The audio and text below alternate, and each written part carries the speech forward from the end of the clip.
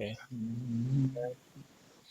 merci Père éternel pour cette occasion dans ta présence pour étudier la Bible ensemble et pour partager nos discernements. Merci encore une fois de ce privilège. Amen. Je remets entre tes mains maintenant cette séance d'études bibliques. Je prie que tu bénisses abondamment. Je prie que tu nous donnes les allons lire.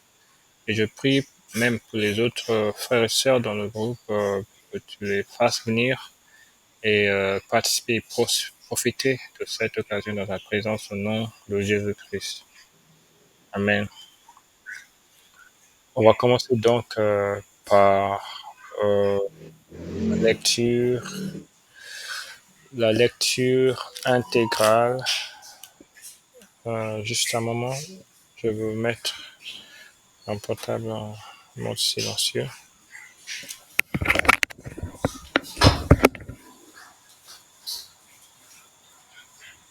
Apocalypse.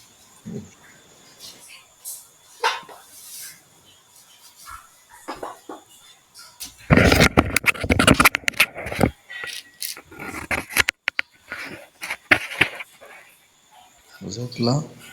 Ok. Donc, je commence par la lecture intégrale et ensuite, on va se focaliser sur la partie qui va nous concerner pour cette soirée. Je lis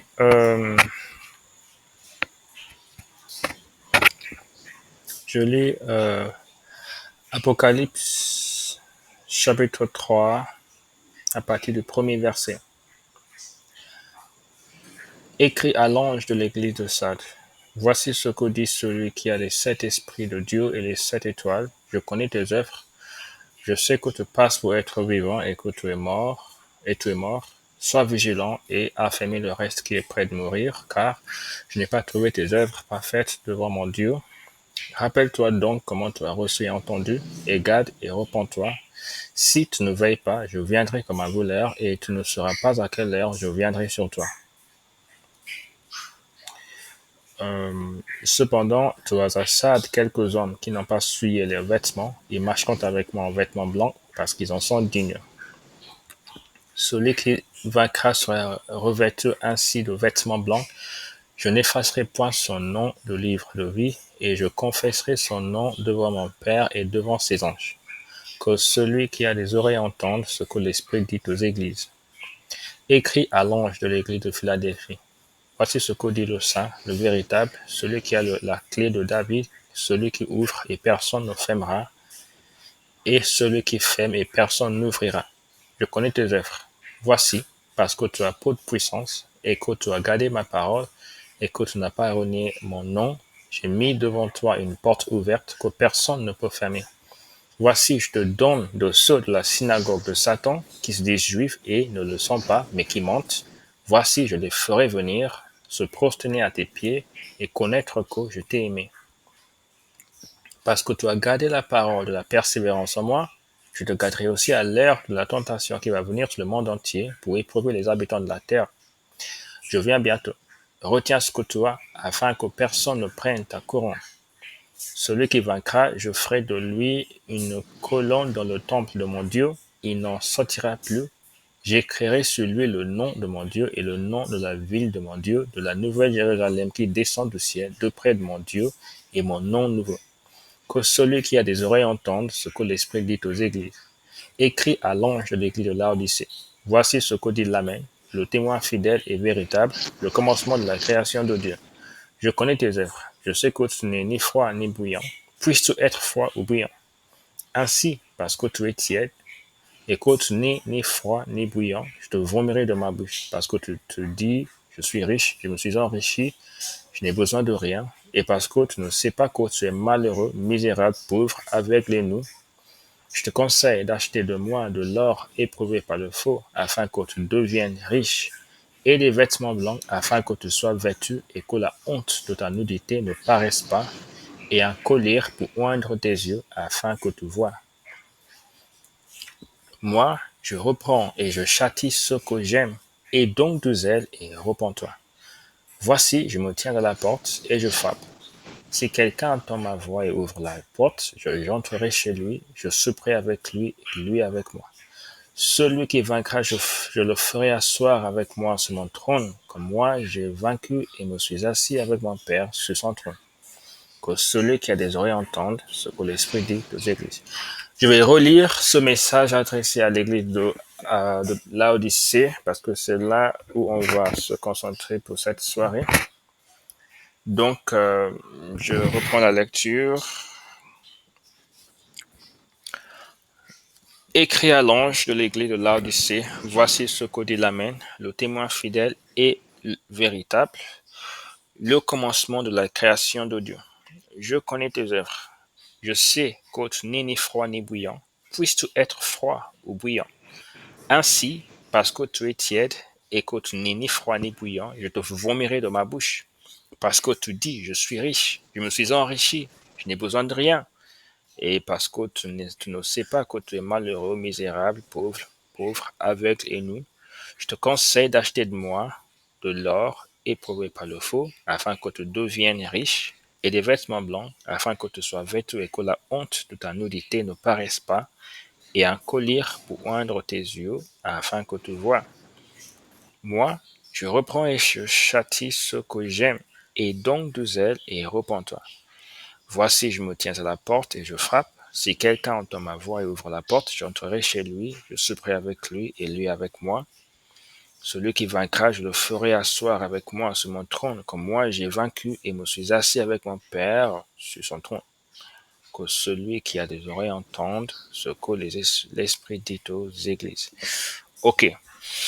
Donc, la dernière fois, on a, on a étudié juste, je crois, le verset 14.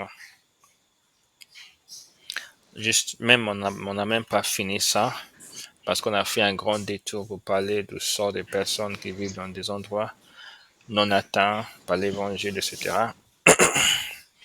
Donc aujourd'hui, par la grâce de Dieu, nous allons nous concentrer encore une fois sur les versets 14 à 16 pour compléter l'étude de cette dernière fois. Donc déjà, je sais que vous avez partagé quelque chose à propos de ces écritures dans la séance précédente, mais je sais en tout cas que vous avez aussi d'autres choses à dire sur ces versets 14, 15, 16. Alors, vous pouvez les partager déjà.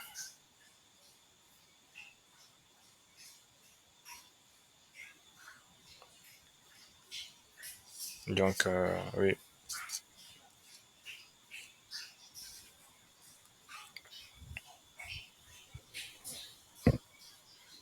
Si vous avez des discernements à partager, n'hésitez pas. Sinon, on peut progresser. Je vais relever quelques éléments et on va en parler ensemble, par la grâce de Dieu.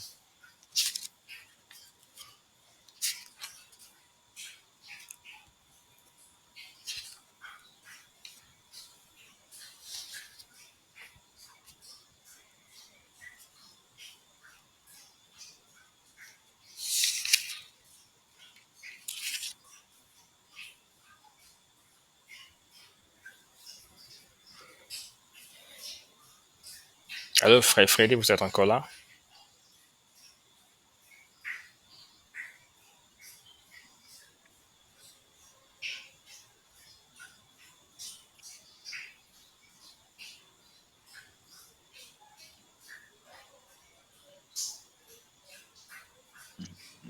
Il y a un petit problème avec la connexion. Je ne sais pas si c'est chez moi ou si c'est chez vous. Vous dites? Je disais, il y a un petit problème avec la connexion. Je ne sais pas si le problème vient de là ou chez vous ou d'ici. Euh, je pense que ma connexion est bonne. Donc c'est la mienne. C'est la mienne avec ce. Surtout que je suis sur un téléphone dont c'est pas, c'est pas 5G, ça complique deux fois.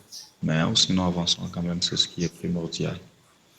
D'accord. Donc, je vous ai posé la question, est-ce que vous avez des choses à partager sur ces versets? Je sais que vous en avez déjà parlé dans une séance précédente, mais je crois qu'en tout cas, vous avez d'autres choses à en dire.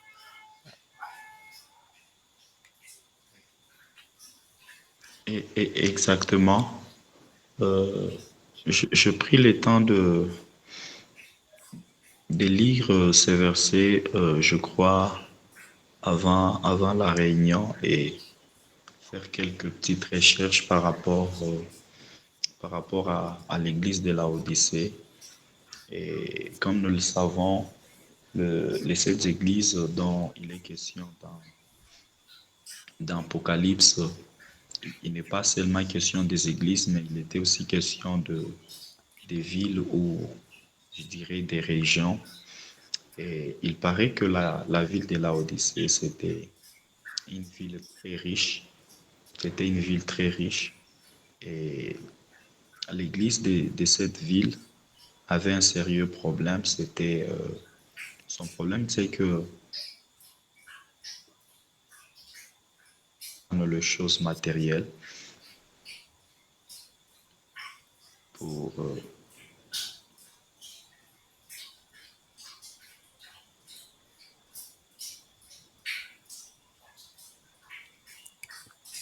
Allô?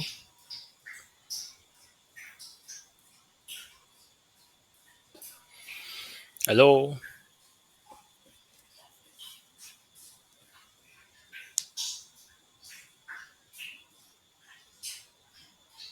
Allô, frère Freddy?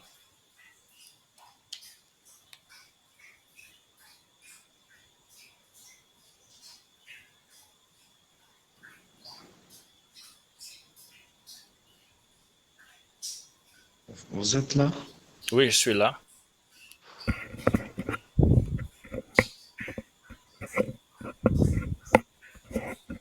Oui, continuez. Je pense que votre réseau a eu quelques problèmes de connexion, donc Hello? j'ai perdu la dernière partie de ce que vous disiez.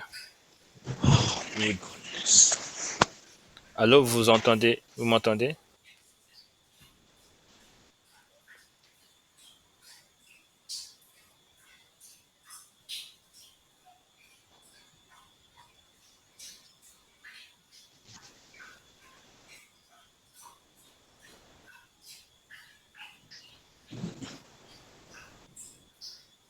Hello? Oui, oui, oui, je vous entends.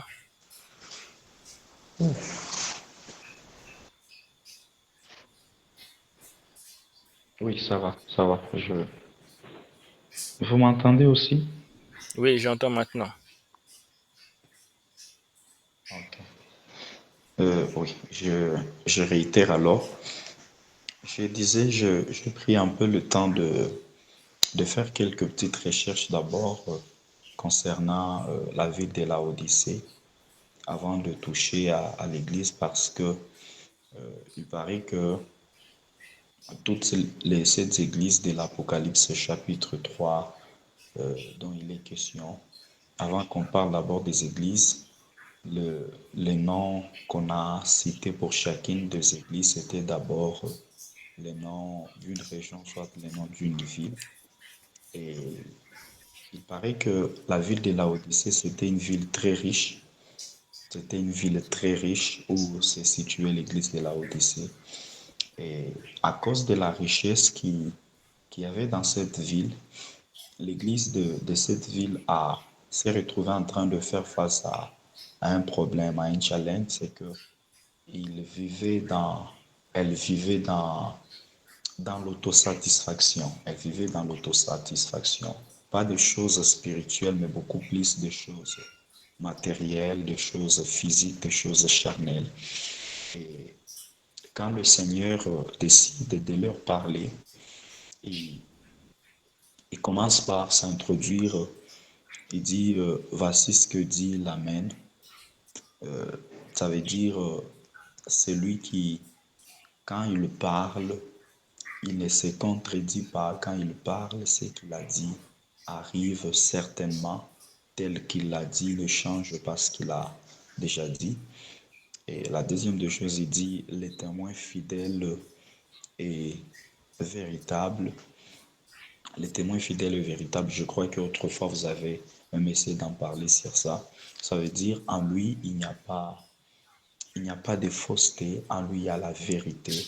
D'ailleurs, Christ se présente, je crois, dans Matthieu, j'ai juste oublié le verset, il dit, je suis le chemin, la vérité et la vie. Ça veut dire, en lui, il n'y a pas de mensonge, en lui, il n'y a pas de fausseté. Tout ce qu'on y trouve en lui, c'est la vérité.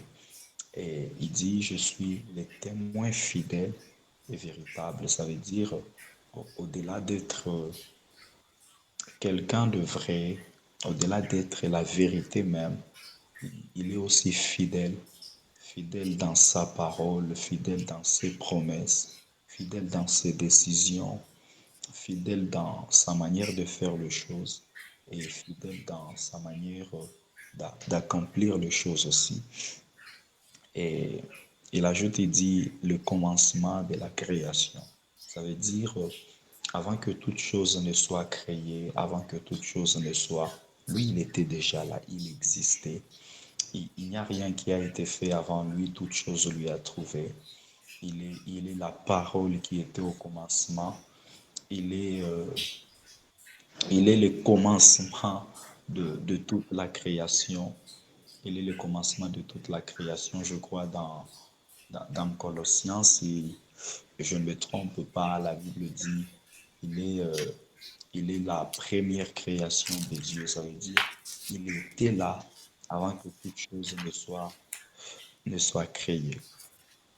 Et au verset 15, c'est là où il commence maintenant à parler de l'église de Laodicée par rapport à ce qu'elle était. Il dit, je connais tes œuvres. Et par rapport d'abord à cette phrase, il y a quelque chose que le Seigneur m'a appris personnellement, c'est que tout ce que nous pouvons faire, que ce soit en public tout comme en secret, dans la lumière ou dans le ténèbre, le Seigneur va cela. Il n'y a aucune œuvre, il n'y a aucune œuvre, il n'y a aucun acte que nous pouvons poser qui peut rester caché à ses yeux. Il y a des choses par moment nous les faisons qui sont tout à fait cachées devant les hommes parce que on a eu à faire ça loin des hommes, dans notre chambre, dans un coin bien reculé, là où personne ne nous connaît. Et ce qui est vrai, tout acte et toute œuvre que nous posons, quel que soit l'endroit dans lequel on l'a posé, Dieu est capable de le voir. Dieu est capable de le voir. Et l'église de Laodicée pensait que ses œuvres étaient inconnues devant le Seigneur. Elle pensait que le Seigneur ne connaissait pas ses œuvres. Mais quand Christ se présente à cette église, il dit, je connais tes œuvres. Et ici, j'aimerais souligner quelque chose, c'est que le Seigneur ne connaît pas seulement les mauvaises œuvres des hommes, il connaît aussi les bonnes œuvres des hommes.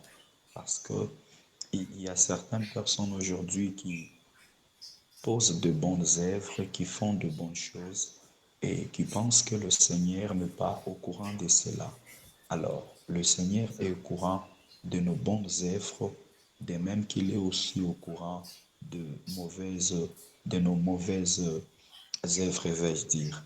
Et ce qui est vrai, tout ce qu'on fait, les hommes peuvent être deux fois ingrats par rapport aux bonnes œuvres que nous avons eu à poser, mais le Seigneur, il est au courant de tout, il sait tout et il maîtrise tout. Il n'y a rien qui est caché à ses yeux. Et toujours au verset 15, il dit, euh, vous m'entendez bien? Tout à fait. Ok. Il dit, je sais que tu n'es ni froid ni bouillant. Puisses-tu être froid ou bouillant? Ça veut dire ici, j'aimerais encore ajouter quelque chose par rapport à ce que j'avais dit autrefois parce que j'ai vraiment pris le temps de comprendre ces deux choses. Quelque chose qui est bouillant, c'est quelque chose qui est chaud. Et quelque chose qui est froid, c'est quelque chose qui n'est pas chaud, mais qui n'est pas aussi tiède.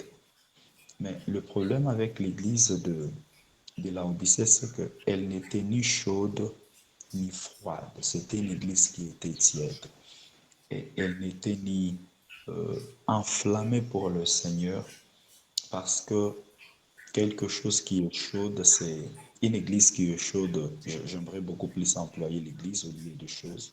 Une église qui est chaude, c'est une église qui est enflammée pour le Seigneur, une église qui est zélée pour l'œuvre de Dieu, une église qui est zélée pour les âmes, une église qui est zélée pour l'évangile et la sainte doctrine.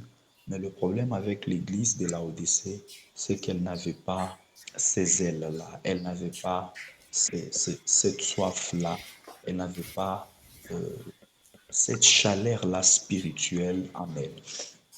Et d'un autre côté, le Seigneur dit, tu n'es ni chaud ni froid. Et quelque chose qui est froid, c'est quelque chose qui porte en elle la réceptivité. Cette Église, au-delà de ne pas être chaude pour l'Évangile, elle n'était pas aussi froide, elle n'était pas aussi réceptive, parce que nous avons quand même certains chrétiens qui ne sont pas euh, enflammés au-dedans d'eux pour l'évangile, qui ne sont pas tout à fait zélés pour les choses de Dieu. Mais quand vous essayez de vous approcher d'eux, vous avez quand même l'impression qu'ils sont réceptifs, ils sont prêts à écouter, ils sont prêts à recevoir la parole de Dieu. Ils sont prêts à entendre la parole de Dieu. Ils sont ouverts à la parole de Dieu. Mais cela n'était pas tout à fait le cas de l'Église de Laodicée. Au-delà de ne pas être enflammée, zélée pour le Seigneur, elle n'était pas aussi réceptive. Ça veut dire, et non seulement qu'elle ne voulait pas manifester les ailes pour le Seigneur, mais elle n'était pas aussi prête à recevoir la parole de Dieu à chaque fois qu'elle était annoncée au sein d'elle. Et au verset 16, Christ dit ainsi, parce que tu es tiède et que tu n'es ni froid ni bouillant, je te vomirai de ma bouche. Euh, Ici, ça veut dire lorsque vous n'êtes pas enflammé, vous n'êtes pas embrasé au-dedans de vous pour l'évangile et que vous n'êtes pas aussi réceptif ou réceptive pour la parole de Dieu, sachez que vous n'avez pas de place dans l'église du Seigneur. Sachez que vous n'avez pas de place dans le cœur de Dieu. Parce que la vérité, c'est que ceux qui sont bouillants, ceux qui sont chauds, sont ceux-là qui travaillent déjà au service de l'évangile, sont ceux-là qui se battent, sont ceux-là qui annoncent l'évangile aux autres, sont ceux-là qui manifestent les ailes. Et allô? Oui, oui, oui, j'entends. Oui, je disais, c'est ceux qui sont chauds, ceux qui sont bouillants, sont ceux-là ce sont ces chrétiens qui manifestent le désir de vouloir annoncer l'évangile aux autres. Ils ont ces ailes-là en eux, ils ont cette soif-là, ils sont enflammés le, pour le Seigneur.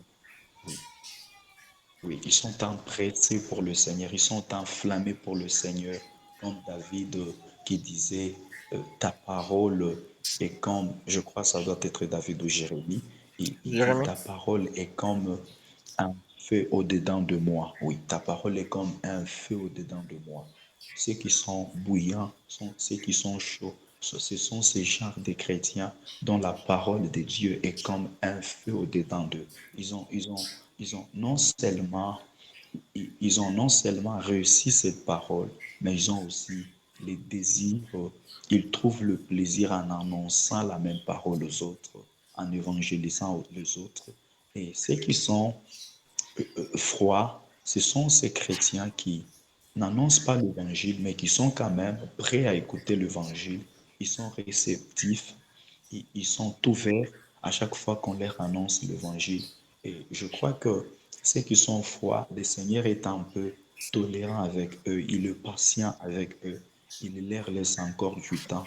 Mais le problème avec l'église de Laodicée, elle n'était pas ni chaude, ni moins encore froide. Ça veut dire, elle n'était pas enflammée pour l'évangile, mais elle n'était pas aussi réceptive à l'évangile. Alors, qu'est-ce que Christ dit? Christ leur dit, puisque vous êtes tièdes, sachez que je vous vomirai. Et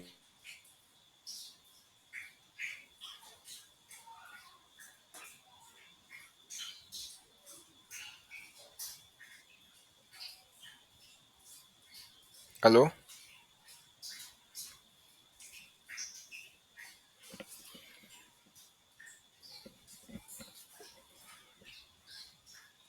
Allô?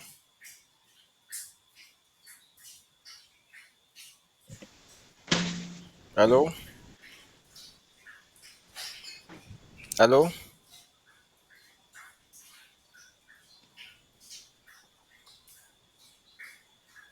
Allô?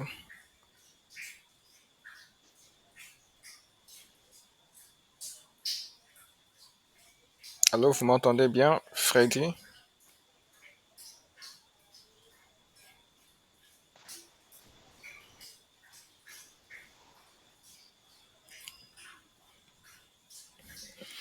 Allô, Freddy, vous êtes là?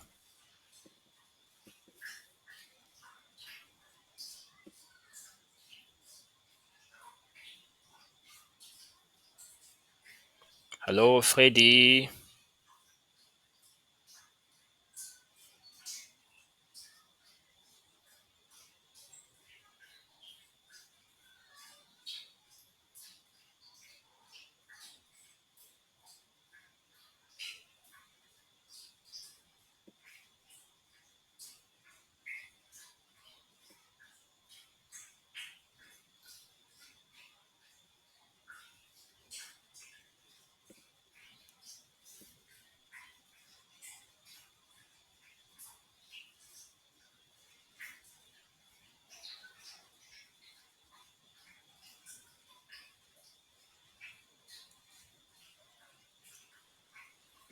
oui, alors je suis là hier. Je souffre, je souffre vraiment avec la connexion ici. Ça va maintenant? Oui, je vous entends. D'accord. Oui, j'ai même oublié sur quoi j'étais. Vous avez parlé des personnes Oui, je crois. chaudes et froides et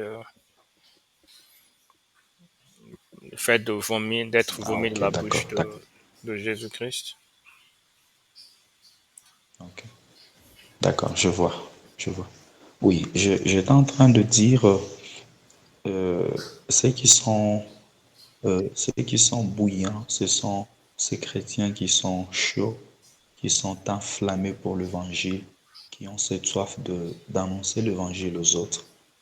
Tandis que ceux qui sont froids, ce sont ces chrétiens qui viennent à l'église, qui n'ont pas encore les désirs d'annoncer l'évangile aux autres, mais qui sont quand même réceptifs. Ils sont prêts à écouter la parole, ils sont prêts à recevoir la parole, ils sont prêts à entendre la parole, ils sont tout à fait ouverts à la parole. Pourquoi Et dites-vous, pour cette deuxième catégorie, pourquoi oui. dites-vous que les personnes froides sont réceptives en désir de la part de Dieu? Pourquoi vous dites ça? Euh, au fait, je dis cela par rapport à ces deux termes et par rapport à ma petite compréhension, bien sûr, par rapport à ce que j'ai eu à comprendre quand je, je lisais ces textes tout au long de la journée. En fait, les chrétiens qui sont froids, ce sont, ce sont ces chrétiens-là qui, qui viennent à l'église.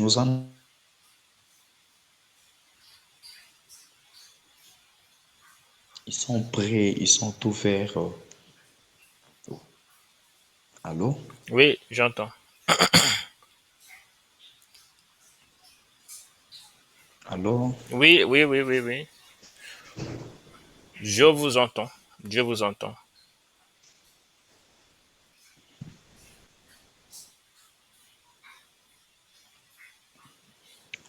Alors, Oui, je vous entends oui, parler.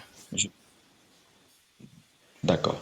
Je disais, ils sont froids. Ce sont des chrétiens qui sont juste ouverts à la parole parce que nous en avons d'autres qui, après avoir écouté la parole, ils ont cette soif d'annoncer la même parole aux autres. Ils ont cette soif d'évangéliser les autres.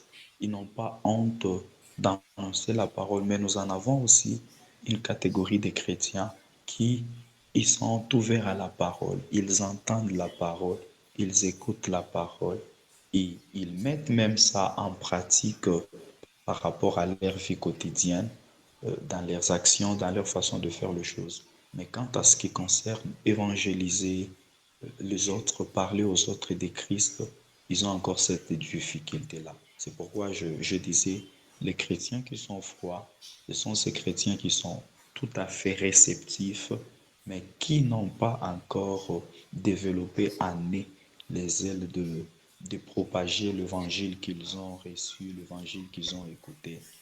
Et c'est un peu ça de ce que c'est un peu ça veut dire de ce que je voulais parler. D'accord. Et je ne sais pas si je peux continuer. Oui, allez-y. Oui, alors, et Christ dit, je te vomirai de ma bouche parce que tu es tiède. Nous avons aussi ce genre de personnes qui viennent à l'église, qui participent au culte, qui se disent être chrétiens, mais qui en réalité, ils ne manifestent aucune soif, aucun zèle pour annoncer l'évangile. Et au-delà de ça, ils ne sont même pas réceptifs, ni moins encore ouverts à l'évangile qui leur sont annoncés. Et comment le savoir? Nous pouvons le savoir tout à fait, tout juste dans leur marche, par leur façon de parler, leur façon d'agir, leur façon de faire les choses. Et ceux qui sont froids, le Seigneur est un peu patient avec eux. Il est tolérant avec eux parce qu'ils sont quand même prêts à ce qu'on leur enseigne et ils sont même prêts à mettre ça en pratique dans leur vie quotidienne. Alors que ceux qui sont tièdes, non seulement ils ne sont pas réceptifs, mais aussi ils sont incapables de mettre en pratique ce qu'on ce qu'on leur annonce. Ah, connexion, mon Dieu. J'entends. J'entends, j'entends. Continuez.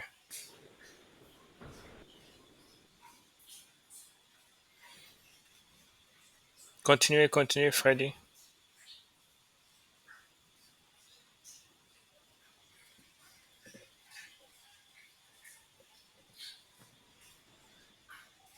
Allô, Freddy.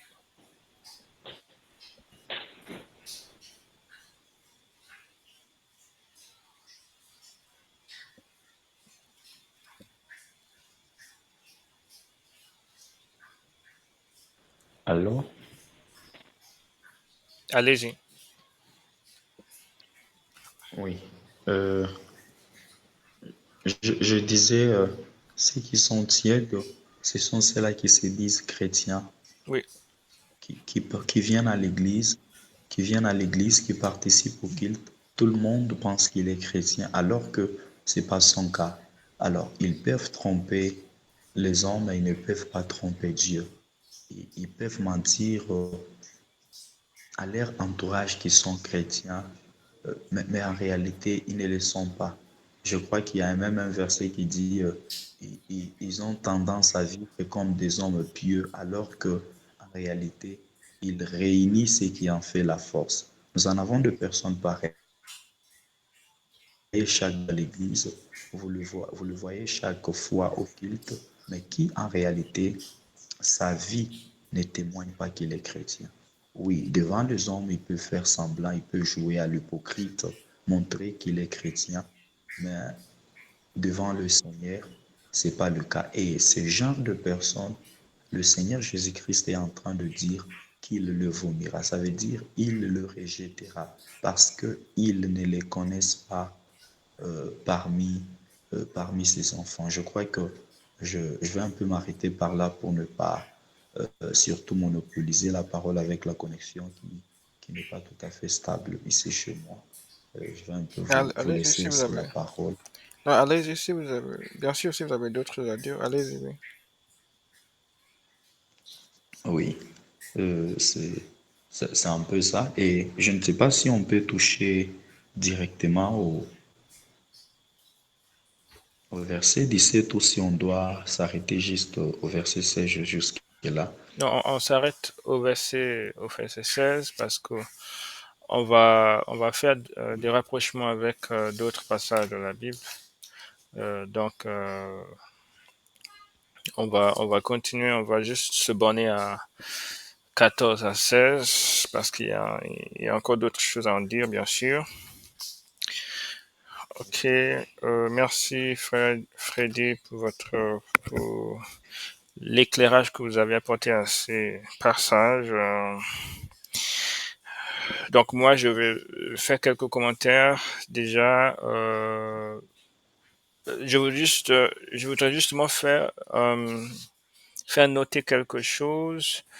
Dans ce passage, il est dit le commencement de la création de Dieu. Alors, ce passage, c'est un passage qui peut facilement être repris par des personnes aux croyances que Christ n'est pas vraiment Dieu parce que ce passage paraît euh, assez clair, évoquant une sorte de notion de la création de Christ, donc le commencement de la création de Dieu. Donc, j'aimerais bien commenter ça parce que c'est très important de le faire. Il ne faut rien laisser dans l'ombre. Pourquoi la Bible dit que Christ est le commencement de la création de Dieu? Alors, la première chose à dire, c'est que c'est un langage, donc on communique par des langues. Et dans des langues, il y a des manières d'exprimer des choses qui paraîtraient, qui peuvent laisser entendre quelque chose de différent si on n'est pas habitué à la compréhension de cette manière de parler. Donc, lorsque la Bible dit que Jésus-Christ est le commencement de la création de Dieu, bien évidemment, qu'elle n'est pas en train de dire que Jésus-Christ a lui-même été créé, mais c'est une manière de parler et on va voir en fait à quoi cela fait référence. Mais c'est une manière de parler, il faut en tenir compte parce que la Bible n'a pas été écrite au, au- au départ en français, elle a été écrite en hébreu, en grec, en aramaïque et il y a des façons de parler qui doivent être comprises comme il le faut ou comme il le fallait à l'époque. Donc, Christ, commencement de la création de Dieu, ce n'est pas exactement, ça ne veut pas du tout dire que Christ soit une créature. Je vais juste lire parce que, donc, précédemment, dans le même livre d'Apocalypse, il a été clairement explicité que Christ est lui-même Dieu par une attribution à Jésus-Christ de quelque chose ou d'une qualité qui ne s'attribue qu'à Dieu lui-même. Lisons donc Apocalypse chapitre 1 verset 7, là où il est dit, voici il vient avec les nuées, donc c'est Jésus-Christ, et tout œil le verra, même ceux qui l'ont percé, et toutes les tribus de la terre se lamenteront à cause de lui. Oui, je suis l'alpha et l'oméga, dit le Seigneur Dieu, celui qui était et qui vient, le Tout-Puissant. Donc en l'occurrence, Jésus-Christ ici, euh, cette écriture est en référence en référence à Jésus-Christ et on, on le qualifie de Tout-Puissant. Si on lit aussi dans Jean chapitre 1, D'accord. Je fais toutes ces choses. Je sais que vous savez tout ce que je suis en train de dire, mais parce que cette étude est aussi au profit des personnes, d'autres personnes dans le groupe et aussi peut-être en ligne qui vont regarder sur YouTube. C'est pour ça qu'on fait tout ça parce que il est important que les choses soient tout à fait au clair. Euh, donc, Jean chapitre 1, verset 1, au commencement était la parole, au commencement, donc n'ayant pas de commencement. Par conséquent, au commencement était et la parole était avec Dieu et la parole était Dieu. Donc Jésus-Christ lui-même est Dieu. Elle, la parole, était au commencement avec Dieu. Donc toutes choses ont été faites par elle et rien de ce qui a été fait n'a pas été fait sans elle. Donc c'est vraiment clair que la Bible considère que Jésus-Christ est Dieu. Jésus-Christ est Dieu. Il y a ces qualifications qui lui sont attribuées, qui ne sont attribuées qu'à Dieu lui-même. Donc c'est ça pour le commencement de la création de Dieu. Il y a bien sûr d'autres passages, mais on ne va pas faire le tour de ces passages. Je vais donc m'arrêter un peu sur le verset 15. Je connais tes œuvres.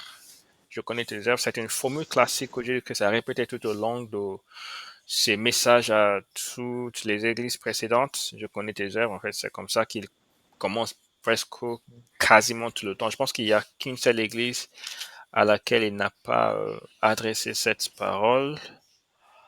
Je crois peut-être que c'est l'église de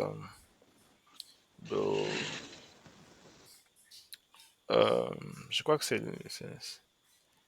vais juste regarder Ça, l'église. c'est l'église des Sardais. Non, ce n'est Non. pas l'église de Sade. Je vais juste, peut-être on peut vérifier ça en tout cas. Il y a Thyatire, il y a Pergame. Ok, je pense que c'est l'église de Pergame. C'est l'église de Pergame, c'est la seule église à laquelle il n'a pas dit je connais tes œuvres. Il a juste commencé par dire je sais où tu demeures, je sais, etc., etc. Mais à toutes les De églises, Pergame. oui, à toutes les églises, il a commencé par dire ça. Pergame, je crois. Donc, euh, donc on voit donc que Jésus-Christ répète cette formule et c'est pas pour rien qu'il la répète. Il la répète parce que c'est très important. Il voulait vraiment marteler à tous les chrétiens qui vont va arriver sur cette terre qu'il nous connaît. Il connaît nos œuvres et ça doit remplir notre cœur d'une sainte crainte de Dieu. Une sainte crainte de Dieu. Cette parole, je connais tes œuvres, Oui.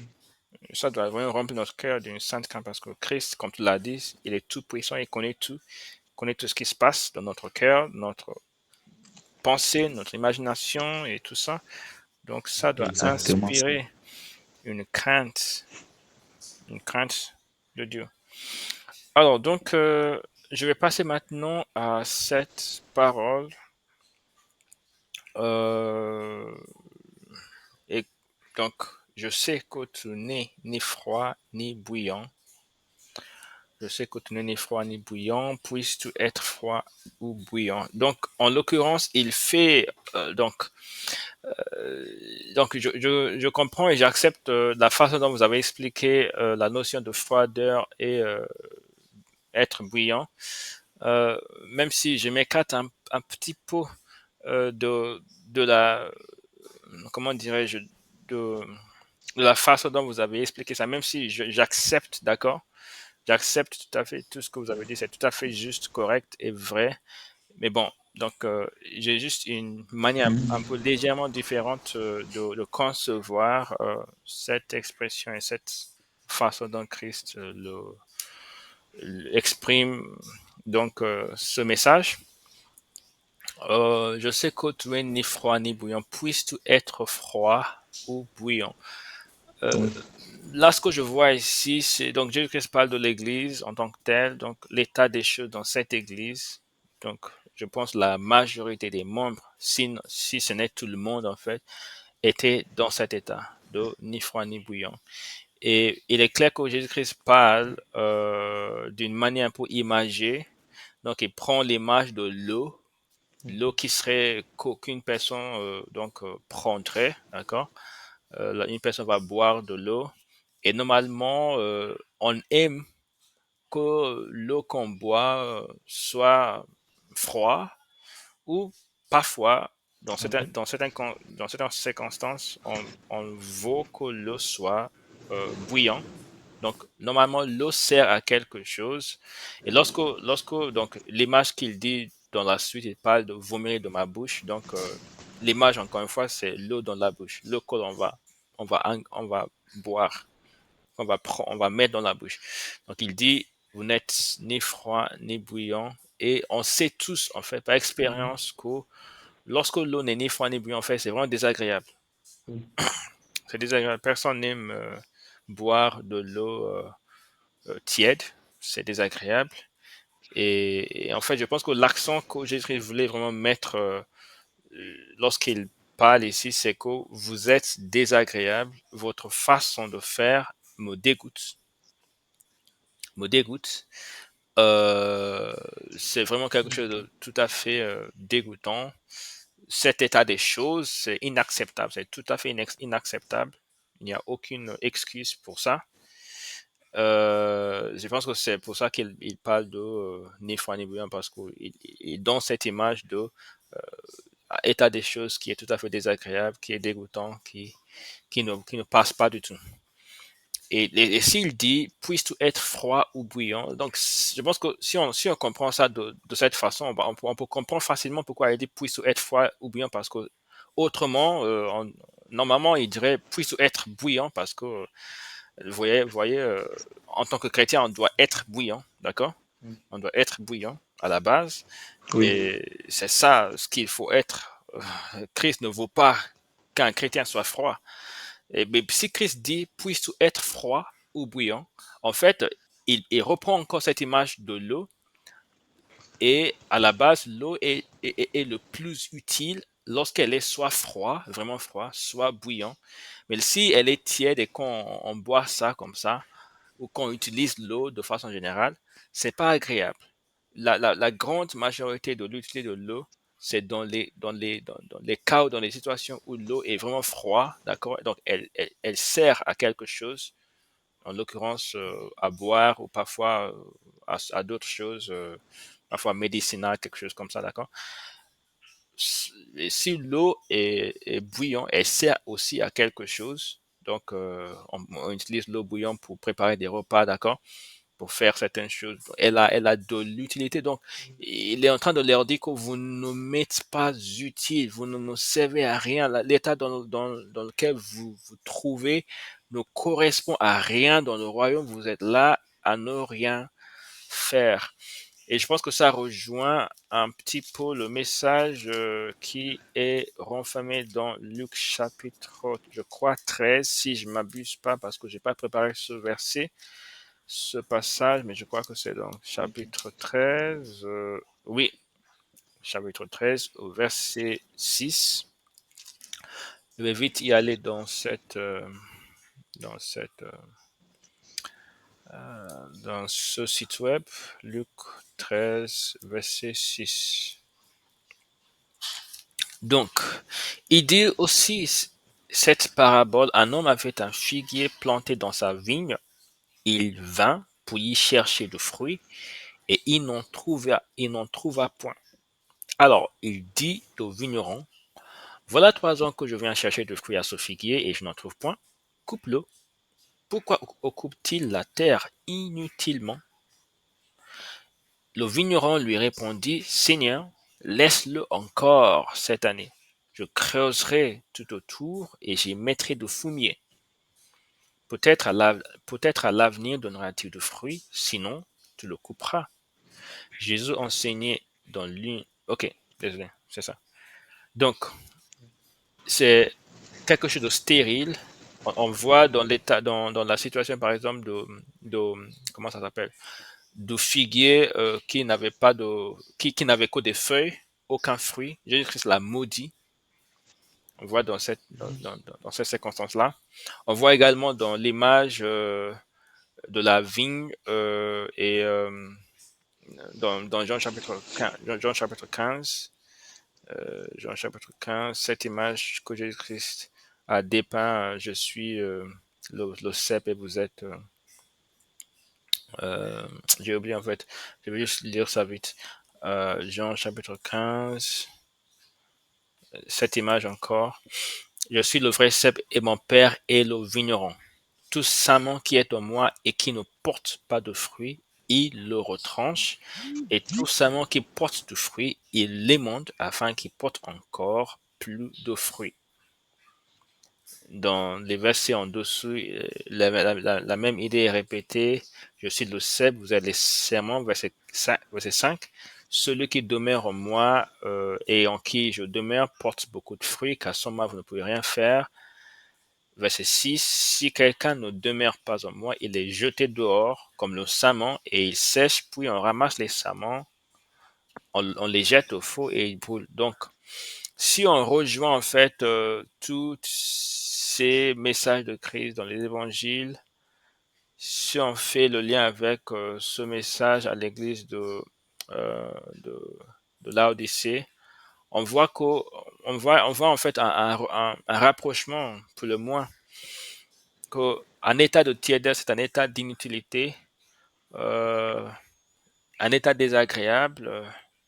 Et comme nous avons vu dans le cas de figuier qui a été maudit, de cette parabole de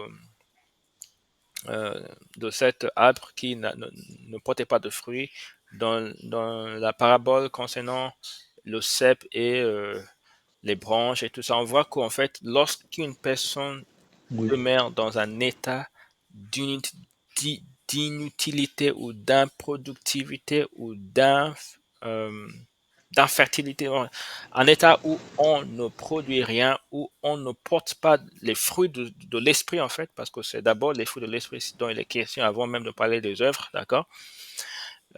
Si on est dans un état où on ne porte pas vraiment les fruits que le Saint-Esprit lui-même cherche à produire, à un moment donné, le jugement va s'abattre sur la personne, va lui tomber dessus. Donc, euh, donc, je vais juste lire ça. Je sais que tu n'es ni froid ni bouillant. Puisses-tu être froid ou bouillant? Ça veut dire, c'est pas puisses-tu être. Donc, je suis pas en train de dire que ce que vous dites n'est pas vrai. Non, pas du tout. C'est tout à fait vrai. Mais en fait, l'image que je veux dépeindre, c'est juste puisses-tu être comme il le faut, froid ou bouillant. Parce que si vous êtes froid, vraiment, dans l'image, encore une fois, de l'eau dans la bouche, d'accord, de l'utilité de l'eau froide, c'est utile, l'eau bouillante, c'est utile, l'eau tiède, ça ne sert pas à grand-chose. exactement. Donc, puisses-tu être comme ça.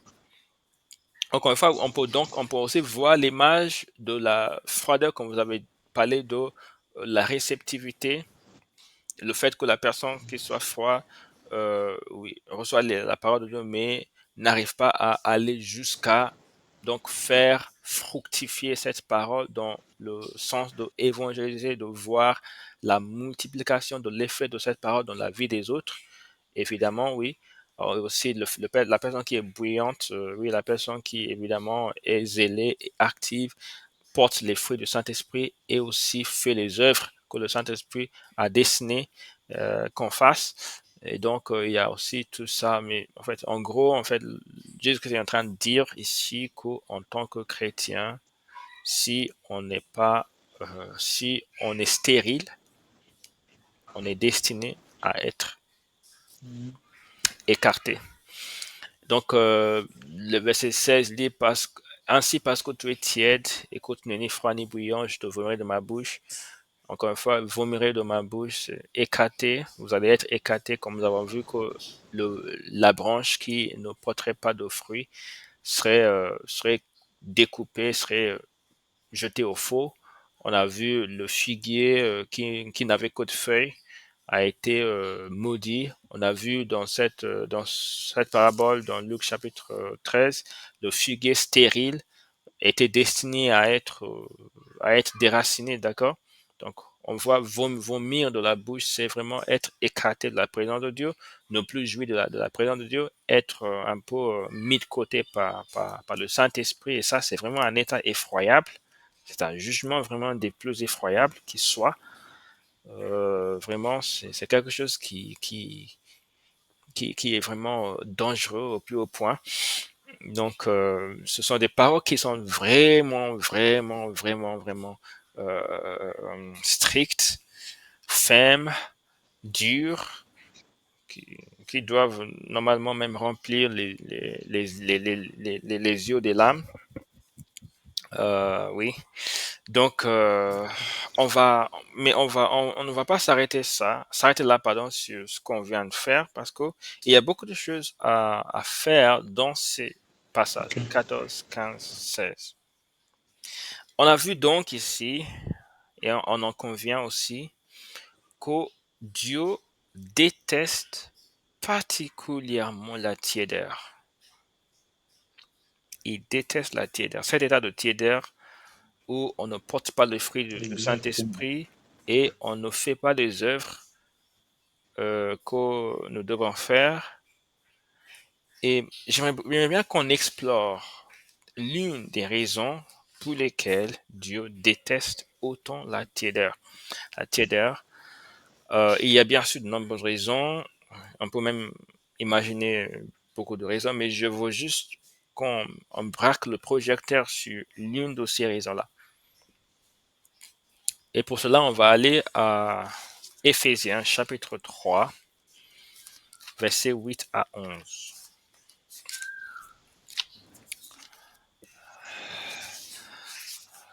Éphésiens chapitre 3,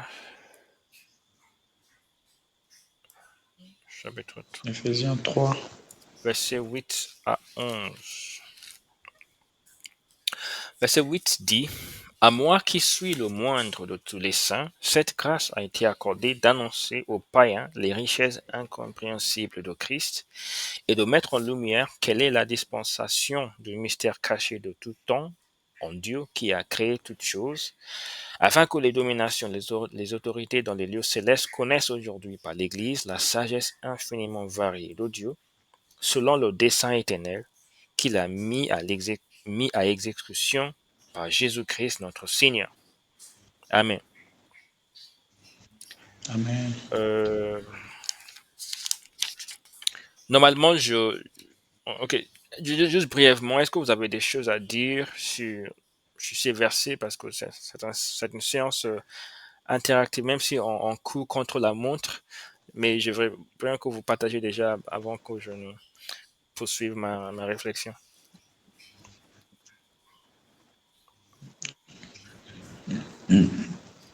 Pardon, pourriez-vous répéter la question? Non, je vous ai juste invité à partager vos réflexions sur ces passages brièvement parce qu'on est pressé de temps, il y a beaucoup de choses à faire. Donc, juste brièvement, partager quelques réflexions sur ces passages parce que j'ai cité ce passage en lien avec des raisons pour lesquelles Dieu déteste autant la tiédeur. Ok. La- Mais vous n'êtes pas obligé de faire le lien avec la TDR déjà, mais s'il y a des choses à faire ressortir, allez-y. D'accord, d'accord.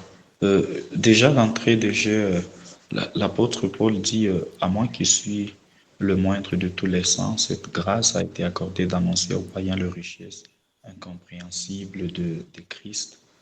Et déjà, à partir de ces versets, l'apôtre Paul est en train de nous faire voir qu'il y a des choses qui sont cachées à Christ et qui sont incompréhensibles pour les humains. Vous ne pouvez pas les comprendre telles qu'elles sont si vous y allez en tant que charnel. Vous ne pouvez pas les comprendre à moins que cela vous soit expliqué par quelqu'un qui est spirituel. Et il ajoute et dit de mettre en lumière quelle est la dispensation du mystère caché de tous les temps en Dieu qui a créé toutes choses. Et ici, je crois que le mystère caché de tous les temps des dieux, c'est Christ lui-même. Il a été caché pendant longtemps. Il a été caché depuis le commencement de toutes choses. Il y a des prophètes, il y a des gens, il y a des juges depuis l'ancien temps qui n'ont pas eu la facilité de les comprendre et encore de le révéler.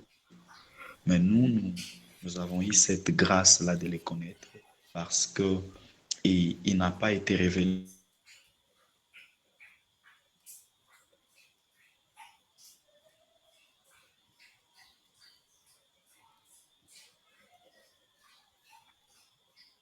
Allô?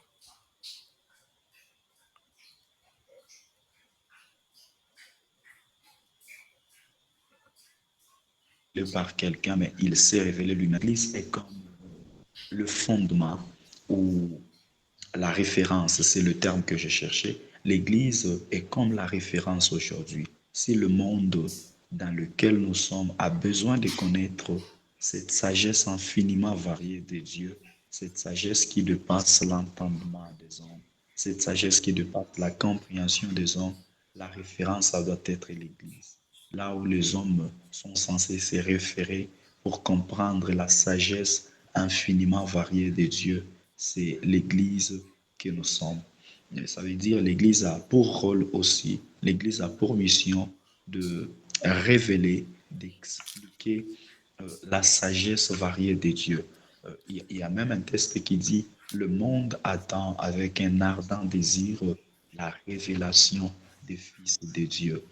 En tant que l'Église, nous avons le rôle, nous avons la mission, la responsabilité de révéler les dieux que nous portons à nous au monde.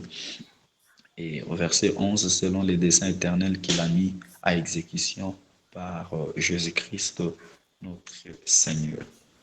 Je crois que par rapport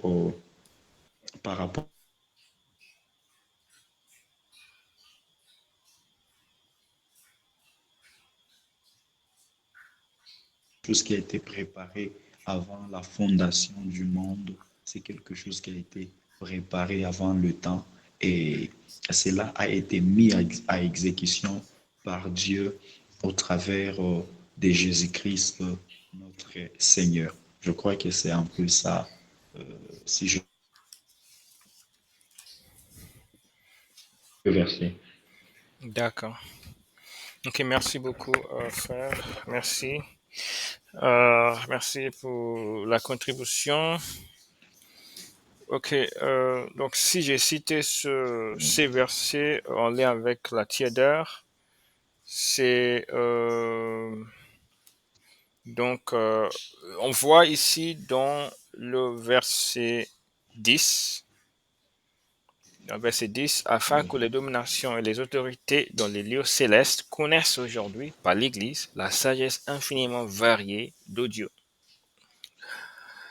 Donc, nous voyons que l'Église est le véhicule sur terre au travers duquel Dieu accomplit son dessein éternel. Donc, dans le verset 11, il dit selon le dessein éternel, d'accord? Donc, c'est le véhicule au travers duquel Dieu accomplit son dessein éternel qu'il a formé en Christ et qu'il a mis en exécution à travers Christ. L'Église s'inscrit donc dans ce projet formé par Dieu et en fait intégralement partie. Donc, on est en train d'explorer pourquoi Dieu déteste autant la tiédeur. L'une des raisons pour lesquelles Dieu déteste autant la tiédeur, plus précisément. Donc, dans ce passage, on voit que Dieu veut se faire connaître jusque même aux puissances, comment ça s'est dit là-bas? Dieu veut pourquoi? Pourriez-vous répéter? Dieu veut se faire connaître en termes de sa sagesse infiniment variée et tout Ok. ça, jusque même aux dominations et aux autorités dans les lieux célestes. Et c'est à travers l'Église que Dieu veut même accomplir cela. Donc Dieu veut se faire connaître à l'humanité déchue par le biais de l'Église. Euh, il veut également faire connaître sa sagesse infiniment variée aux puissances et aux dominations dans les lieux célestes. Être tiède, c'est donc se mettre en travers de l'accomplissement de ce projet, c'est y faire obstacle, c'est se constituer une barrière contre le bon déroulement du plan de Dieu. Voilà donc pourquoi Christ affirme dans Matthieu chapitre 12, verset 30, que celui qui n'est pas avec moi est contre moi, et celui qui n'assemble pas avec moi disperse. Parce que l'enjeu est de Oui. taille, l'enjeu est vraiment grave. C'est un plan éternel que Dieu a conçu, dans lequel il nous a invités à prendre part. Donc, quand on est chrétien, c'est pas juste une petite vie qu'on vit, on vit au jour le jour. Non, nous faisons partie d'un grand projet de Dieu et on ne saurait y faire obstacle le moins du monde. Ok, on continue. Donc, je continue à lire ce que j'ai écrit ici. Comment Dieu entend-il y parvenir? Ça veut dire comment Dieu entend parvenir à l'accomplissement de ce grand projet qu'il a conçu en Christ avant la fondation du monde, avant les temps éternels, comme le dit le livre de, je crois, Éphésiens. Oui. Ok, donc on voit quelques détails dans le livre d'Ésaïe. Donc on va aller rapidement à Ésaïe chapitre 64. Ésaïe 64.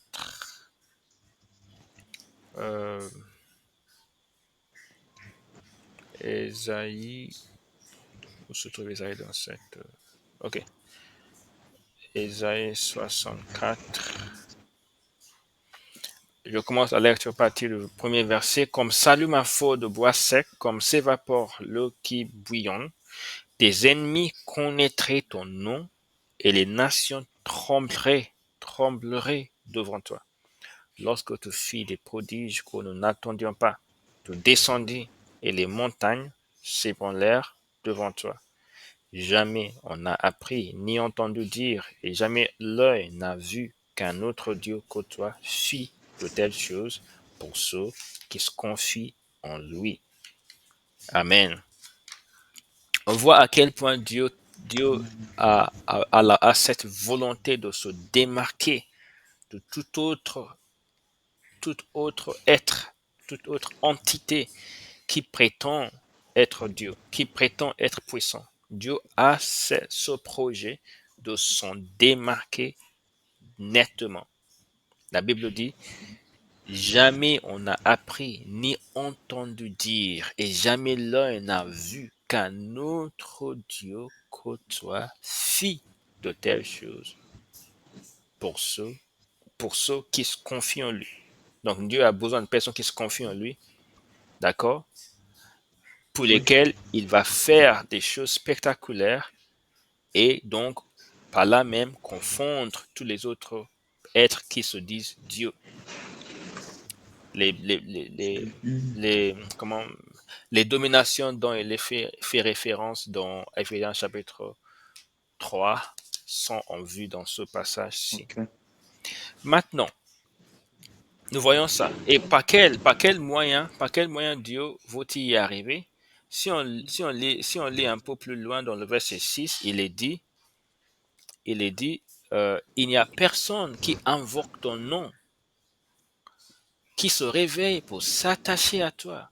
Aussi nous as-tu caché ta face et nous laisses-tu périr par l'effet de nos crimes. Donc, pour que la face de Dieu, pour que la présence de Dieu, pour que la puissance de Dieu se révèle, il fallait qu'il y ait une personne au moins qui invoque le nom de Dieu, qui s'attachait à Dieu, qui se mettait en position d'intercesseur.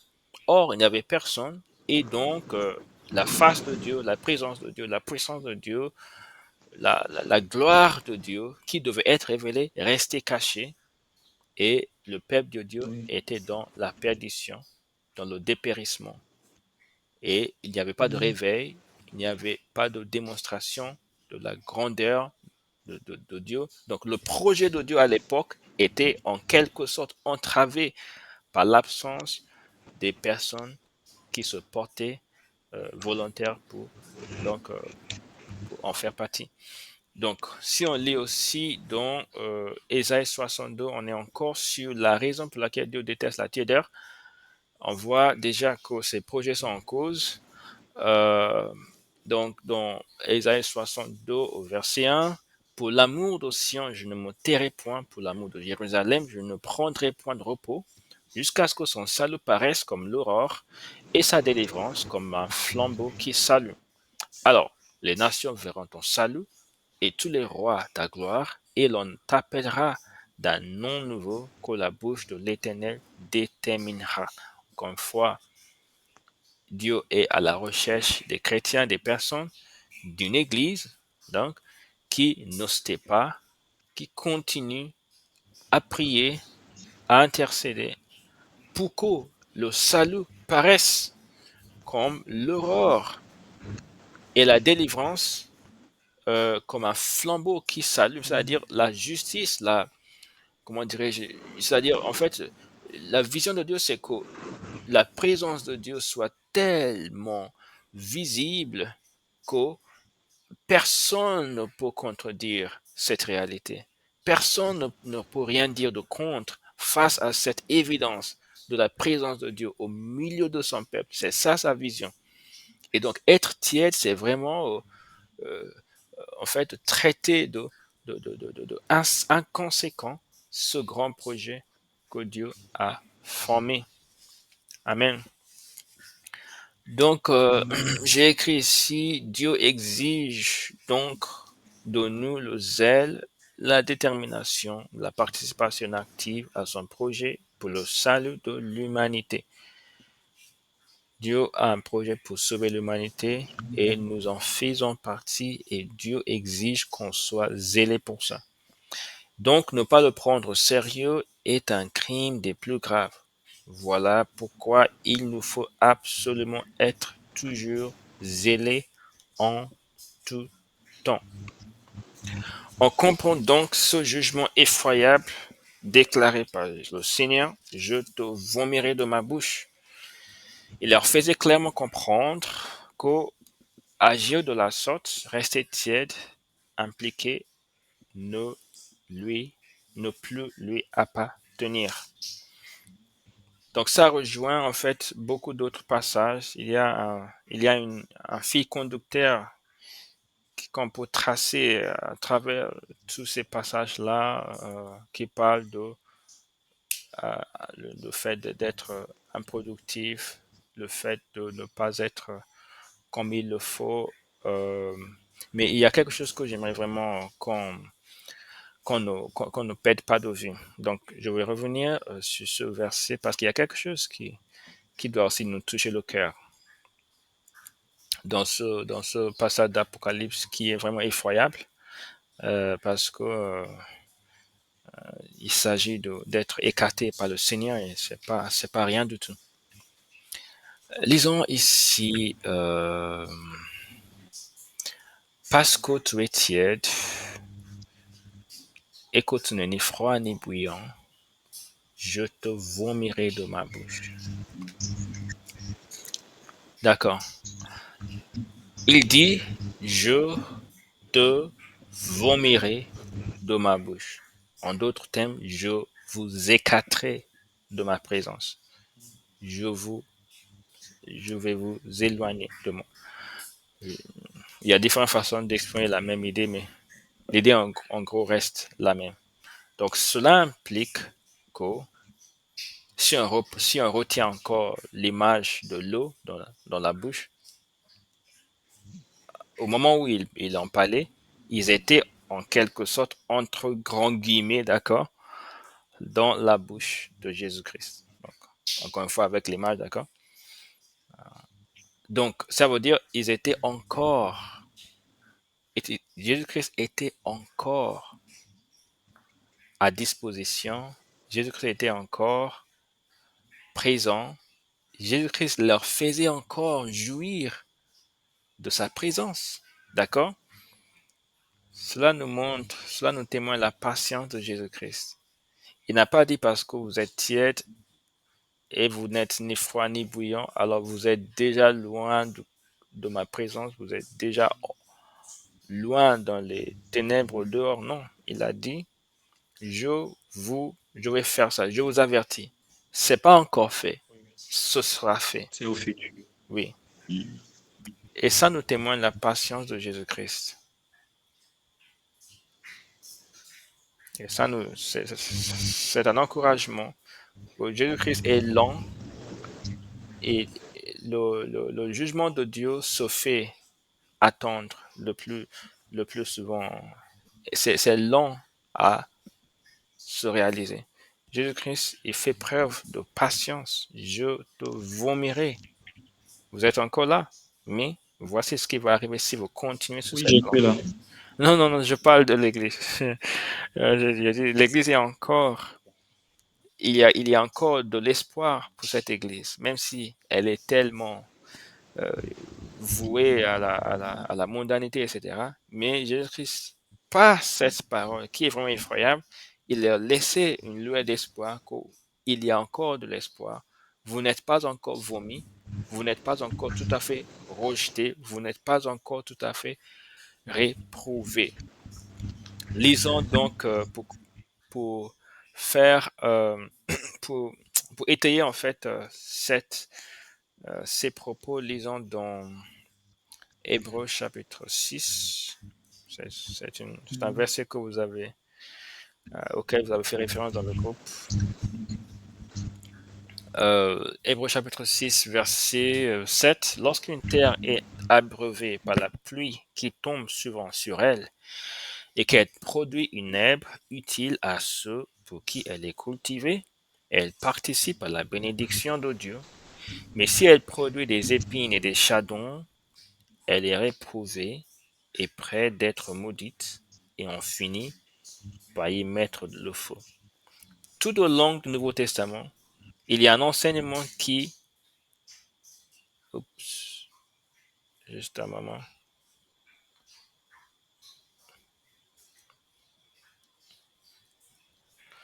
Ok, tout au long du Nouveau Testament, il y a un enseignement qui se répète, qui est toujours présent. C'est vraiment la notion de l'écartement, du rejet de la personne en qui ne se trouvent pas les fruits de l'esprit désiré. Jésus-Christ l'a prononcé, Paul l'a prononcé, l'auteur du livre d'Hébreux l'a prononcé, Jésus-Christ même dans le dernier livre du Nouveau Testament, il l'a répété. Et cela doit nous travailler l'esprit. Donc, je vais finir mes interventions par quelques remarques, juste vite. Et ensuite, je vais vous laisser donc partager vos derniers mots. Première remarque, Jésus-Christ étant le témoin fidèle et véritable, ne peut jamais mentir. Alors, tout ce que nous croyons ou croyons comprendre, tout ce que nous imaginons, etc., doit être jugé, pardon, doit être mis à l'épreuve de l'enseignement de Christ. Tout ce qu'on croit, tout ce qu'on croit comprendre dans la parole de Dieu doit être mis à l'épreuve de l'enseignement de Christ. C'est très important parce qu'il y a une vaste gamme d'enseignements qui peuvent sortir, de synthèse qu'on peut faire de la parole de Dieu. La parole de Dieu, c'est la façon dont la Bible a été conçue laisse cette possibilité. La Bible n'a pas été conçue comme une sorte de manuel avec, ça n'a pas été écrit en langage mathématique où il y a des énoncés, des théorèmes et ensuite il y a des choses qui en découlent et on peut prouver par A plus B. En fait, c'est pas comme ça. La Bible parfois, il faut reconnaître cette réalité. Parfois semble se contredire. Parfois, il y a des passages qui semblent se contredire. Et en fait, tout doit avoir pour centre Jésus-Christ. D'accord? Si on ne prend pas Jésus-Christ pour centre, alors tout s'effondre. Vraiment, tout s'effondre. Si on prend un autre centre, ça peut être même notre logique humaine, d'accord? Ça peut être notre cadre dans lequel ou notre grille à travers laquelle on comprend la Bible.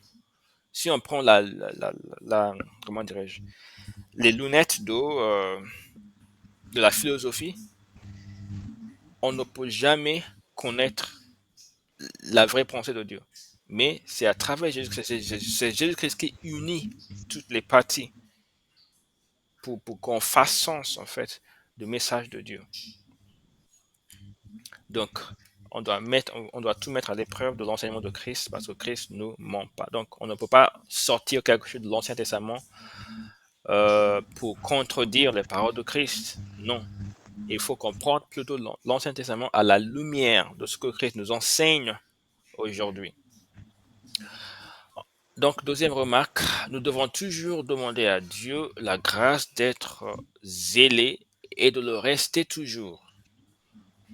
Moi, j'ai besoin de demander à Dieu cette grâce parce que j'en ai besoin, vraiment. Lorsqu'on fait les choses dans le monde, lorsqu'on essaie de vaquer aux affaires de cette vie, cela a presque systématiquement tendance à baisser notre zèle, notre consécration. Dieu lui-même comprend toutes les difficultés auxquelles nous sommes face, qui ont tendance à baisser notre consécration. Il attend seulement que nous attendions à lui dans sa présence pour être secourus dans nos besoins. Troisième et dernière remarque, on doit toujours s'encourager les uns les autres et s'édifier les uns les autres continuellement pour garder la flamme de zèle pour Dieu toujours allumée dans l'Église. Il faut faire ça parce que parfois on a besoin de l'encouragement des autres pour avancer, pour se proposer de l'avant. Ok, donc c'est tout ce que j'ai à dire sur ces passages. Je vous laisse donc parler librement avant qu'on termine.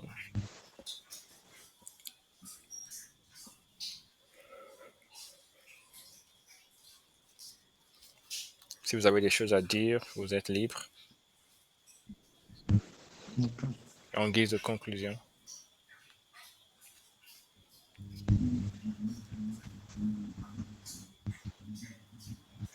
D'accord, merci. Je crois que ça en avait, je dirais, assez dit par rapport à l'église de Laodicée. Et avant de d'éclore notre réunion de ce soir, je tenais aussi à ajouter trois choses. Ça va beaucoup plus dans le cadre de l'exhortation.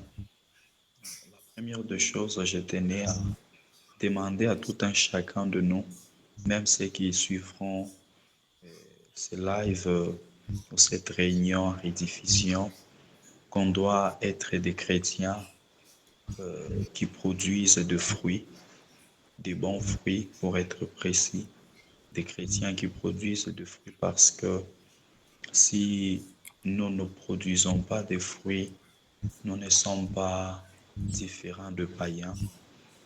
Ce qui nous différencie de païens, de inconvertis, ce n'est pas les noms que nous portons.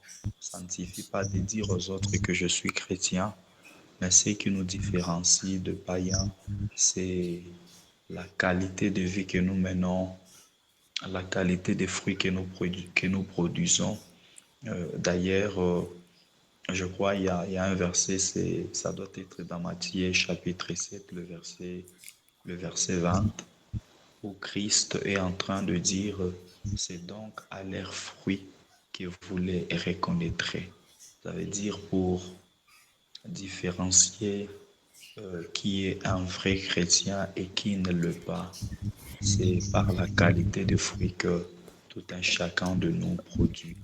Alors, je nous exhorte à produire des fruits dignes de chrétiens partout, que ce soit au travail, que ce soit à l'école, que ce soit en famille, que ce soit dans un taxi-bis, dans le train, que ce soit même dans un endroit où il n'y a personne qui nous connaît.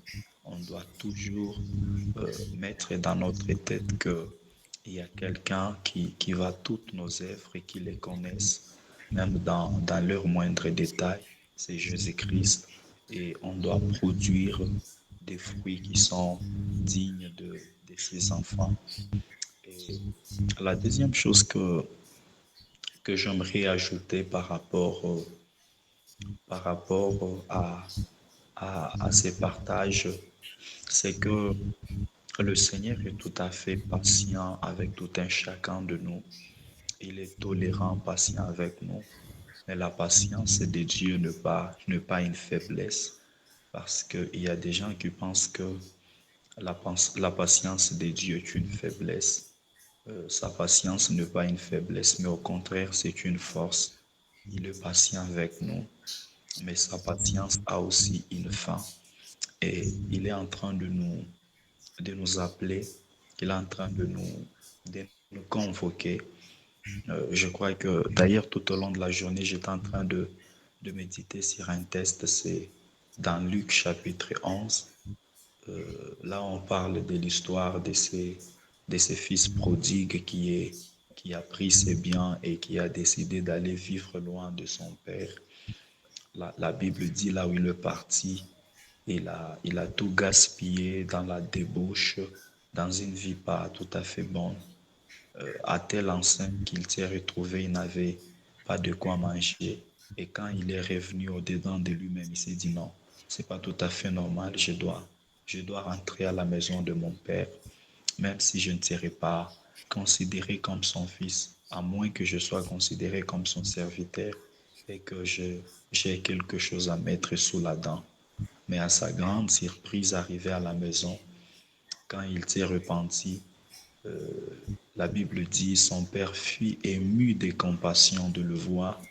Il l'a embrassé et il a même demandé qu'on puisse lui changer de robe. Je crois que ces fils prodigues, c'est l'image de plusieurs parmi nous. Il y a des chrétiens qui se sont éloignés du Père. Il y a des chrétiens qui se sont éloignés de la vérité. Il y a certains qui se sont rétrogradés. Mais le Seigneur est en train de nous inviter, de nous appeler. Il n'est pas encore tard, il n'est pas trop tard. Nous pouvons revenir à la maison, quel que soit ce qu'on a eu à faire, quel que soit ce qu'on a eu à dire. C'est vrai que ça peut sembler être lourd pour nous, ça peut sembler être une charge, voire même impardonnable pour nous, mais il est fidèle pour nous pardonner. La Bible dit, si nous confessons nos péchés et si nous nous repentons, il est fidèle pour pardonner nos iniquités. Alors, je nous invite à prendre la décision de revenir à la maison si on s'est éloigné dans notre marche, dans notre façon de faire les choses. Il est temps de retourner à la maison pendant que le Père est encore si patient avec tout un chacun de nous. Je crois que c'est un peu ça et que le Seigneur nous bénisse. Amen. Merci beaucoup, cher frère. Que Dieu vous bénisse aussi. Euh, je vais maintenant prier la prière de la fin. Père éternel, quel beau moment dans ta présence, quel beau partage. Seigneur, je te remercie pour en fait toutes ces édifications, cette exhortations, ces encouragements à continuer, ces encouragements à ne pas être infructueux, à être zélé, à être bruyant pour toi. Je prie pour que tu nous fasses grâce, Seigneur. Je prie pour que tu fasses de nous des vainqueurs. Je prie pour même les membres du groupe qui n'ont pas pu assister, que tu leur touches le cœur afin qu'ils écoutent, qu'ils regardent et qu'ils écoutent l'appel que tu leur lances à travers cet échange. Seigneur, que ta volonté soit faite au nom de Jésus-Christ. Amen. Amen, amen, Que Dieu te bénisse, cher frère. amen. Par la grâce de Dieu, la semaine prochaine, on va finir euh, le message à l'église de Laodicée. Que Dieu te bénisse. Amen. Merci.